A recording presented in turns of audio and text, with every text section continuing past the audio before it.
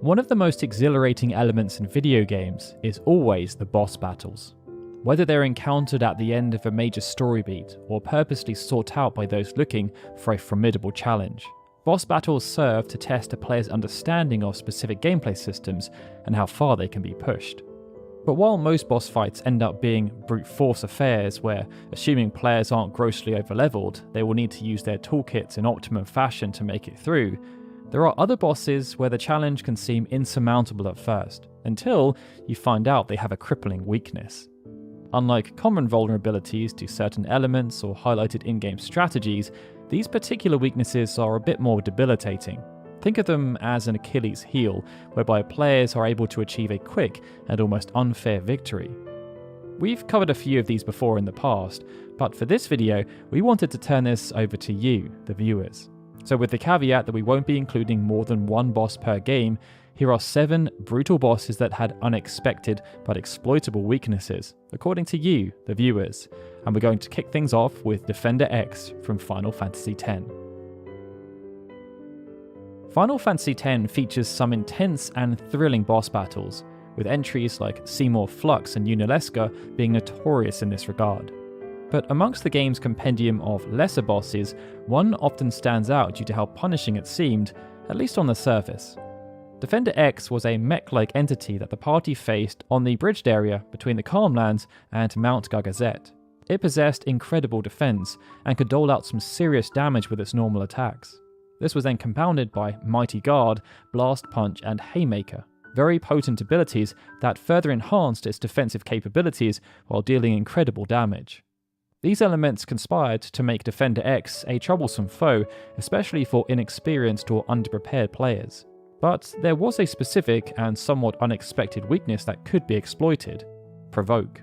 By using Tidus's Provoke ability, Defender X would be forced to target only Tidus, and instead of cycling through the array of potential abilities, it would have the knock-on effect of forcing Defender X to only use Blast Punch.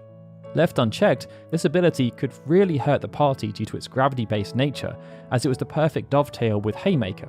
But by forcing it to remain isolated to just one character, its harmful effects were nullified, not least because gravity-based spells and abilities are incapable of KOing a target.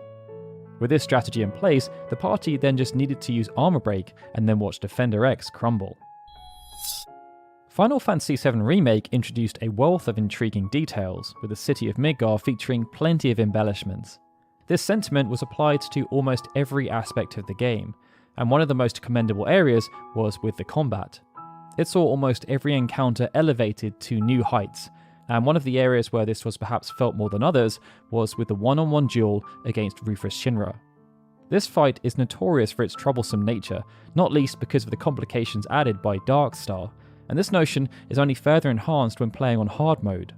But even though Rufus may seem impossible to overcome at times because of his frustrating speed and counters and the combinations created via his link-up with Darkstar, Rufus had a surprising weakness: status effects.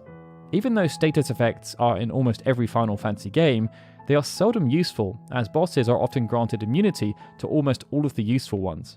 But here, Rufus was not made immune to effects such as sleep or stop, and with this weakness exploited, this devilish encounter gets turned into a rather trivial one. With Rufus stationary, Cloud is able to land his Braver ability for an instant stagger, and with time afforded for Cloud to build up a full ATB gauge, the damage dealing potential during this window is quite extreme. This strategy is then a rinse and repeat until Rufus is dispatched, with Cloud barely even breaking a sweat. Now, as the Final Fantasy franchise developed, we've seen numerous games remade or remastered. To try and coax older players back, developers often expanded on the content featured in the original games, and quite often, this saw the introduction of super bosses. When Final Fantasy IV was re-released as Final Fantasy IV Advance, that was the exact strategy chosen, and one of the super bosses added, known as Brachiorydos, could be found at the bottom of the Lunar Ruins. Brachiorydos is considered one of, if not the hardest boss in the game. One of the elements that made this fight so challenging was Brachiorydos' ability to switch between numerous phases. Each came packed with a slew of offensive spells, able to deal high damage and disrupt the rhythm of the party. However, in spite of Brachiorydos' packed arsenal and supposed invincibility, there was a weakness. Now, we normally wouldn't count ultimate weapons as a weakness due to their relative power and ability to level the playing field. But when talking about a super boss, they're kind of fair game, and in this case, that's even more so applicable, as Kane's ultimate weapon, Abel's Lance, had the ability to randomly cast the very powerful resistance-ignoring Tornado. What made this so potent was that should Tornado be cast and not reflected, it had the ability to instant kill Brachiorydos. So to win, all players would have to do was play with a defensive mindset and bide their time. Final Fantasy X-2 featured one of the most dynamic interpretations of the fabled ATB system, and to make full use of this, the developers introduced numerous challenging bosses. Some of the most difficult could be found within the game's optional dungeon, dubbed Via Infinito, and perhaps the most notorious of these would be the pseudo-superboss called Chak. In Final Fantasy X, Yunalesca had represented a firm challenge, and Chak, which was created from her unsent form, continued that trend by packing a serious punch. Abilities such as Heaven's Cataract and Stony Glare were perilous, not least because Stony Glare could bypass any immunities to petrified targets and leave them vulnerable. This made Chak a real threat, but defeating this dangerous enemy could be made much easier if players utilised the Lady Luck dress sphere. One of the unique aspects of Lady Luck was its critical auto ability. This ensured that all physical attacks landed as critical hits, something that often caused enemies to stagger in response. This then came into play as Chak was given a rather long stagger animation.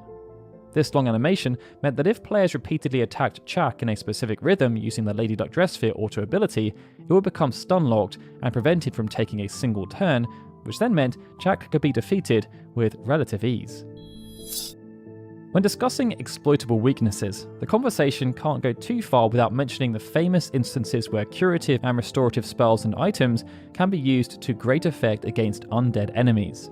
It's perhaps one of the most well-known and popular strategies across the franchise, with one of the most effective instances being the use of a Phoenix Down against Ginatak in the original Final Fantasy VII.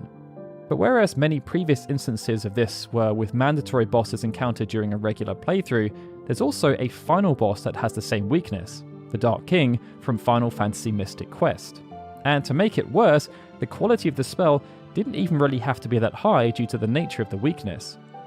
By using Benjamin to cast a simple curative spell, players could defeat the Dark King with little to no effort.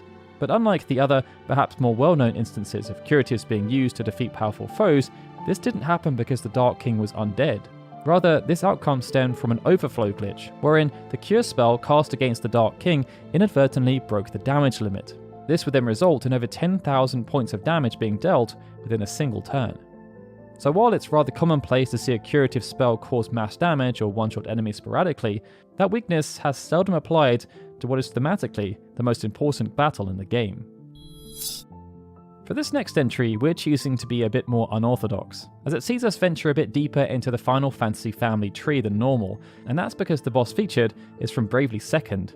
As a spiritual successor to Final Fantasy The Four Heroes of Light, Bravely Default built upon some of the core mechanics, and it meant that one of the central systems related to asterisks, a Bravely equivalent to crowns or jobs. Taking advantage of the asterisks was fundamental to success, and similar to our inclusion of Chak from Final Fantasy X-2, there was one particular boss in Bravely Second that featured a specific asterisk-related weakness, and that boss was Revenant Grace. Revenant Grace served as the holder of the Guardian asterisk and could be encountered at the Skyhold. What made this particular encounter quite difficult was that Revenant was able to put solid pressure on players, able to easily KO low defense party members.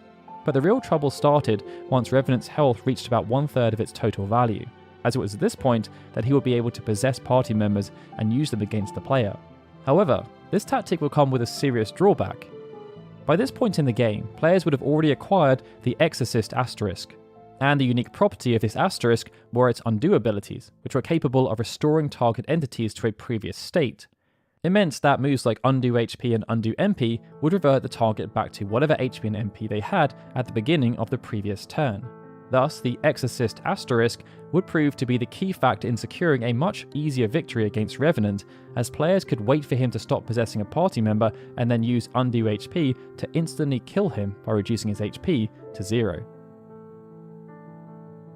That then brings us onto our final entry, which relates to another superboss, and this one has become a lot more notorious than Brachiorydos. Even though earlier Final Fantasy games did feature tough, optional encounters, it wasn't until Final Fantasy V that super bosses became codified. This happened via the arrival of Omega and Shinryu, and both were a real step up in challenge compared to every previous boss to have featured in a Final Fantasy game. But they weren't without their weaknesses.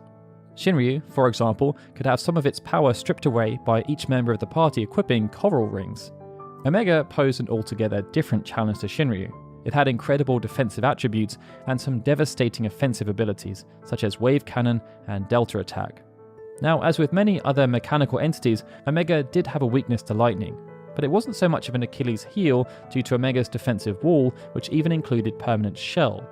Instead, what we're going to focus on is an ability associated with the Bard job known as Romeo's Ballad or Love Song. This ability was available in History, and when executed via the Bard's Sing command, it had the ability to inflict the stop status on all enemies. And this was the intriguing point, as Omega had no defense against this particular status effect. Thus, if players were able to make use of haste and spam Romeo's Ballad against Omega, they could effectively prevent it from ever having a turn. This would then allow players to hack away at its HP with Thunder Affinity skills or other high damage abilities and secure a rather easy victory. With that, however, we'd like to thank all of the commenters on the previous video for suggesting these wonderful additions. But are there any more brutal bosses that contain specific weaknesses? If so, please share with us in the comments. And if you enjoyed this video, feel free to like it and subscribe to the channel for more content. Alright everyone, with that, this is Daryl signing out. As always, I'd like to give a big thank you to all of our Patreon and YouTube membership supporters, especially Benjamin Snow, The Livestream, Gregory, Justin Dent and Sukun TDK, who are super special Onion Knight supporters, and of course, a big thank you to everyone for watching this video. I'll see you all again soon for more Final Fantasy goodness.